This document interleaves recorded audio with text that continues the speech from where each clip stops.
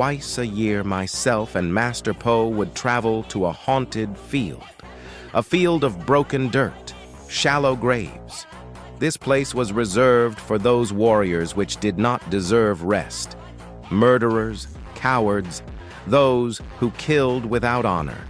Eternal peace was stolen from them, and their spirits suffered the eternal damnation of consciousness upon a muddy field, precisely 1,000 footsteps from the gates of Wudang. They could not leave. They could not die. They could only live.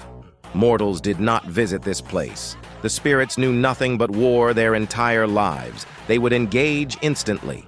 They aimed to kill you, upon haunted ground, to force you to endure their fate alongside them. However, twice a year, myself and Master Po would walk the 1,000 steps and engage in combat. Lethal sparring with eternal consequences.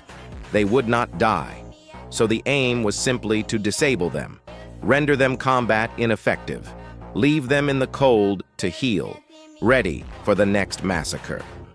Master Po would disable them at will, abolishing hundreds with fast strikes and unorthodox technique.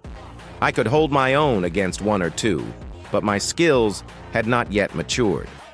In the middle of combat, I grew frustrated and how difficult it was for me. Too many close calls, too many mistakes. It simply took me too long for each victory. I needed more power. Hurriedly, as I ripped the throat from a spirit, I shouted, "Master, please, I need power. Show me the most devastating move you know."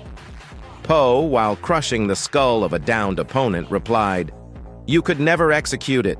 You're weak." This bothered me. I did not want my master to think I was weak. As I continued to battle, I attempted to show Master that I was strong, that I could execute any move he taught me. Through anger, my Kagitsuki grew wild and inaccurate, my Kiai rushed. Suddenly, a dragon kick knocked me to the ground. I spun and raised my hands to protect my face. I saw the sword raised, my decapitation imminent. I froze. Master's flawlessly Shuto Uchi ripped the spirit's arms from his body before he could take my life. Armless, the spirit screamed, feeling real pain. Then Po's fingers ripped his eyes from his skull. Blind and in agony, yet unable to die, he ran screaming into the darkness. At this, I was dragged to my feet, and we fled the field, leaving a trail of destruction behind us. The ghosts were in pieces. The battle was over. The walk back to Wudang was embarrassing. I was adept number 1, and yet I failed. I died, and he saved me. To be saved by Po was an honor. He had a habit of simply letting people die for their mistakes, but I didn't feel honor. I felt shame. I expected more of myself. I was disappointed. I needed to learn more. I asked, "Master, if I cannot execute your most powerful move, will you at least show it to me?"